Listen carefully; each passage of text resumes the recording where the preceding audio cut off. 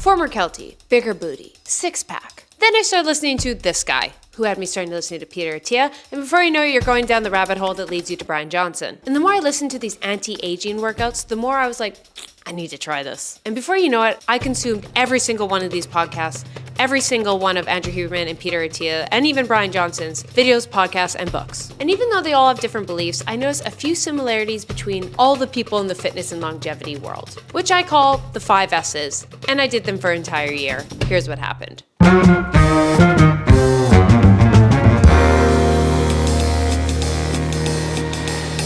Here was me before, an athlete turned a bar star to bodybuilder to someone who just loves new challenges, which is the era you've seen me in on YouTube. And don't get me wrong, I'm constantly love to try something new, but after 2 years of just trying every single trend on YouTube, I just felt a little burnt out and I really wanted to spend a year for me. Like, what would I do if I spent a whole year with a really scientific approach for not just how I look, but more for longevity? What would happen? After the pain that is Q4 and surviving the holidays of 2022, I decided in the beginning, January 2023, I really wanted to focus on mobility, flexibility. So I was doing Pilates about 2 to 3 times a week and getting mobility sessions in 4 to 5 times a week. And luckily I found running and Pilates of 2022, which led to that kind of spark. This didn't just come out of anywhere. I wish I was that smart, but it's a process. And I started to be like, oh, a little Pilates, a little zone 2, this feels kind of good. What would happen if I did more of this? And here's what it is. The 5 S's that pretty much every longevity expert from Andrew Huberman to Peter Attia recommends you do. And they're simpler than you would think. The 5 S's: sculpt, strengthen, stretch, sweat, and social. And don't get me wrong, I know the word sculpt is like, but some girls like to use the word sculpt. But if you're one of those girls who don't, or the guys out there, you call it strength. And I don't discriminate. Call it sculpt or strength. It's up to you. What did I do for each of these? Number 1, sculpt. Andrew Huberman recommends doing 3 sets of every muscle groups 3 times a week. I make sure to do resistance training weekly, but what I use for that resistance varies from resistance bands to kettlebells, reformer, and the classic dumbbells and barbells. Number 2, sprint. This is really utilizing your VO2 Max, which is one of the greatest predictors of longevity. How do you do this? Go balls to walls, max out for a total of 10 minutes throughout the week. February, I flew back to Vancouver, and being honest, up to this point, I hadn't really been doing my VO2 Max, the 10 minutes of sprinting a week, but luckily, berries. Because I'm going to be honest, nothing makes me go 100% more than being around people and blasting music. Because I'm going to be honest, when I'm alone, I'm a wuss and I half-ass it. So doing a berries class once a week is a perfect no, but it gets me sprinting. Done. Tuesdays, I always have a really early sweaty workout. So I might do berries, I might go for a run because it's going to be hair wash day. So I'm like, I might as well get as sweaty as possible today. S number 3, sweat. Now to anyone that's watched Andrew Huberman, let's all say it together. Zone 2 cardio. But yes, 150 to 180 minutes of zone 2 cardio a week. Peter Attia even said up to 200 minutes. There's a ton of ways to do zone 2 cardio. You can dance, swim, walk. For me personally, it's a light run, walk outside, or the occasional hike when I can get outside the city.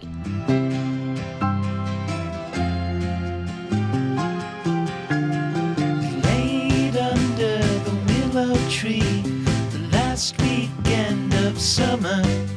Come March, I was maintaining my sculpt and sprint sessions. Then after taking some time off running, because honestly I was burnt out from my run streak, the weather was getting a bit warmer, and I started running again for zone 2 and doing some hot girl walks. So what did I do for sweat and zone 2? Really 3 sessions. I do go for a hot girl walk every day, but I'm really not getting my heart rate that high. That's more of a zone 1 for me. To really get my zone 2, I go on a short run once a week, a longer run once a week, and then I do go on a long hike once a week. And I say hike because it's really just a bit more intense hot girl walk. There's 2 types of girls. There's the girls that wear Lululemon and go for hot girl walks. And then there's girls like my sister-in-law who wear Arc'teryx and go for actual hikes in the mountains. And we both join forces on agreement that we use Apple Watches and Garmin's to count our steps. Number 4, stretch or stability. Andrew Huberman recommends 2 to 4 sets of every muscle group, holding the muscle group for about 30 seconds 5 times a week. So this really works out to be about 10 minutes 5 times a week. AK could be your warm-up or could be your stretch. Now, Peter Attia recommends a bit more stability. So this is like the mobility exercises we think of out there, which I'm a big fan of, and hinting at something I'm working on for 2024. But for me, that was Pilates. Pilates is a really good way to get full range of motion and be stable, because stretching is really static. You're just stretching out to the maximum of ability, but stability is being able to use force when you're on your full range of motion. And it seems to be they all agree you need both. After catching the stretching bug in 2020, 2021, 2022, I kind of fell off. January, I started consistently doing it. I got that craving again, and the spark came back to attempt to do the splits again, and I'm determined to one day do it. What about nutrients? There's a few things that I've noticed them all say that I've done over the last year. Number one, omega-3s. For me, that's really making sure to get fish a couple times a week, and I eat a lot of macadamia nuts because I'm allergic to avocados. 2, protein, mainly because one of the biggest things that can help with longevity is just keeping your muscle mass up. And supplements, AG1. You might have noticed Andrew Huberman, Peter Attia, yes, they all take AG1. I started taking Athletic Greens way back in 2012. Every single day since I've been on this improving longevity health span journey, I have taken AG1. Why? It has your vitamins, minerals that are essential for building tissue, cells, and other metabolic processes. It contains bacterial culture enzymes and other whole food sourced ingredients. Most important to me is the simple daily habit, so I'm actually consistently taking it versus buying some trendy vitamin I take for 30 days and then forget to repurchase. It's catered for professional athletes and is NSF certified. So it's a simple habit every day, and I know I'm covered.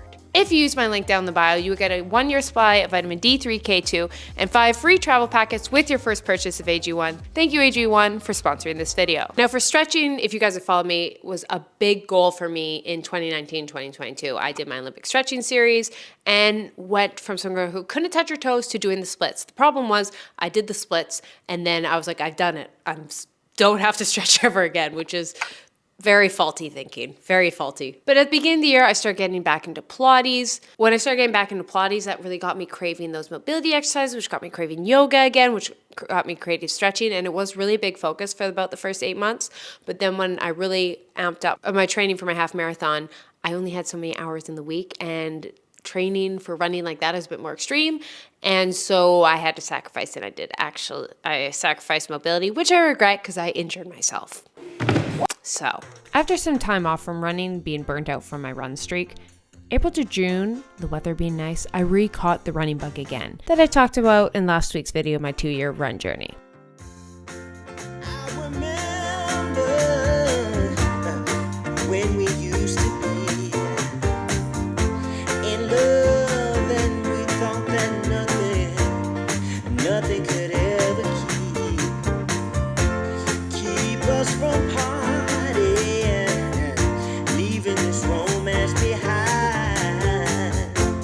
But now you're gone, and August to October, I was training for my half marathon, which involved 1 short run, 1 long, and 1 berries class. That plus some hot girl walks was my zone 2 and VO2 Max for the week. I was doing 2 to 4 sculpt-based workouts, either weights at the gym or a Pilates class. I was still getting in some mobility before or after my weight sessions, but I won't lie, strength and stability took a bit of a back seat as I increased mileage on my runs weekly, simply because I'm not a professional athlete and I only have so many hours in a day I can actually work out. I'm not saying that's optimal, that's just a reality of life. Which leads me to the final thing, and the final S, social. I got into a weird funk in 2020. I started, we did this thing called isolate. Well, yes, I was isolated a lot. And then I didn't have energy. Because I was isolated. Because I didn't have energy, I didn't want to go see people. And because I didn't go see people, I didn't get energy. And I forgot that being around people energizes you. You start to be like, oh, that sounds exhausting. I got to meet up, got to wait for them. I got to have conversation with another human. Ugh, no, I need to change. I need to change that. So 2 things I did. Every Saturday, almost, me and my best friend Ash, we met together to do a group fitness class, whether it be yoga, Pilates, spin, whatever we were feeling. Sometimes we were hungover and need to sweat it out. Sometimes we'd both done a lot of training from the week, so we were going to do like a Jaybirds yoga class. And sometimes we were just like, let's embrace our Pilates girl era and do that, or let's just go for a walk. And I actually signed up for a 5-kilometer race with a bunch of my friends, and also just got to know the people at my gyms a lot more. Even girls in the change room, just be like, hey, how's it going? I like your Lulu. Whatever it was, just purposely try to socialize more. I love you. Whoa, whoa, whoa.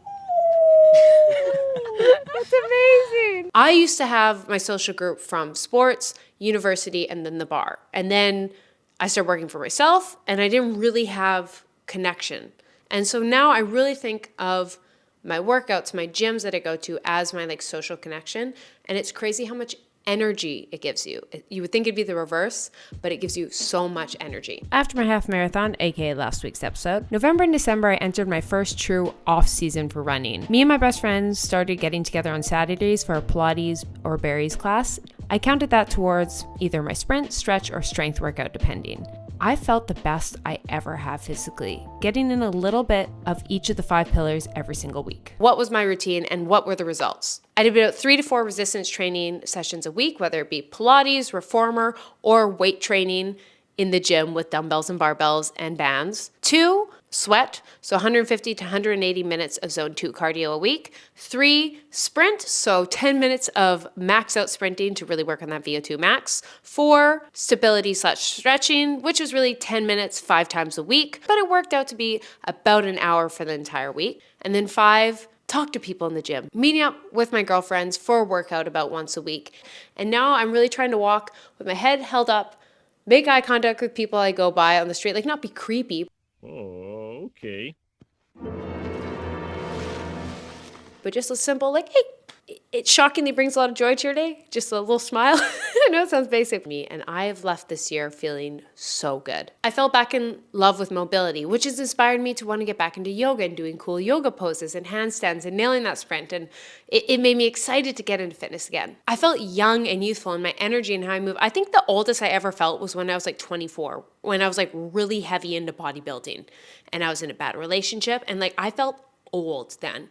And it's funny, like almost every year since then, I've had a few downs, I feel younger. And it's crazy. We have this like idea that you turn 21 and it's all downhill. And I was like, no, I just think you just can't rely on youth. You have to put in the work, but it doesn't mean you're like broken. So it's been 1 year since my anti-aging style routines, focusing on just a fully balanced routine for a year. I'm gonna show you guys my final photos and compare it, but it's a funny one. Like progress photos, I always take them just in case. Like I don't care, which is really cool. I'm gonna take it. There might not be any change. There could be a drastic change. I always take it because I learned that the hard way with a couple things. I did challenges, didn't take the photo, and I'm like, I wish I had the photo. So I'd rather take it. But this upcoming year, if you decide to take progress photos, realize there's so much progress that is not in a photo. And look for the little things. I've noticed I really like taking progress photos, less about like how my body changes, but like how I hold my body. I stand a little straighter. I see a little grin. I love photos. I love documenting progress. I just hope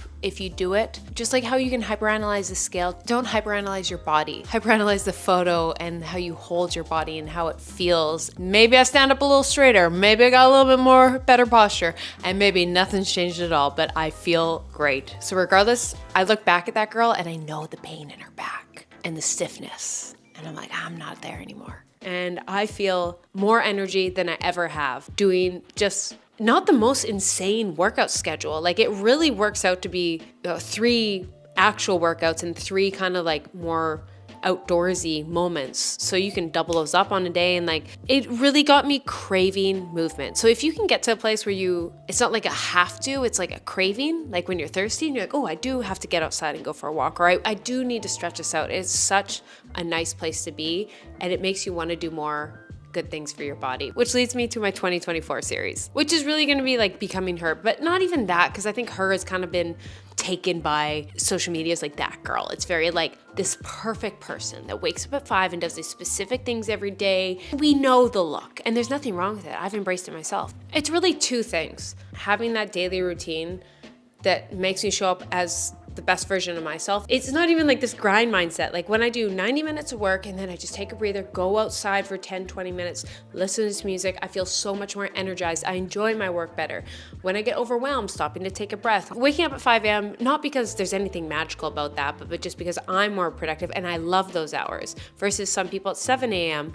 or whatever time works for you. It's doing these workouts, not necessarily the biggest trend. It's scheduling time to work on music every day, to not just follow the algorithm, to be like, why did I start YouTube? What is the creative things I want to do versus being like, you have to pump out a reel and a short every single day and this is what's trending to do this. It's like, okay, that's cool, but like, what do I actually want to do? And that routine, and also doing those things I've always wanted to do. Kind of bucket list, but like learn a language, try ballet, work on my posture. I want to do those things that I've always thought about doing but haven't done. They're not the crazy things, but red light therapy.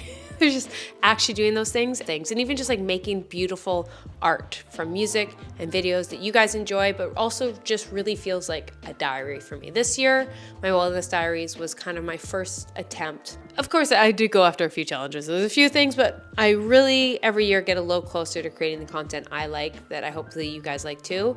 And that's really what this new series is about. It's romanticizing my daily routine and also going after those things I've always wanted to do, making my Pinterest board come to life. So, I pin a lot. I pin a lot on Pinterest. And I'm like, you know what? That outfit is cute. Why don't you wear that outfit? I pin these outfits that I could wear, but I don't because I might go save it for a special day. No, today's that day. And that's kind of a little hint at my new series. I'd love to hear what you guys are working on for 2024, any videos you guys want to see. Thank you for 2023. Thank you for being me on this journey. I feel really good. It had lots of ups and downs. But if you're watching this, it means a lot to me because I really focused on what was good for me at times. And I hopefully that inspires you to do what is good for you and not just what you think other people think you should be doing. Unless it's Andrew Huberman. Then we gotta do it. Just kidding. But hopefully you guys have a great day. Go pet a dog. Love you guys. Bye.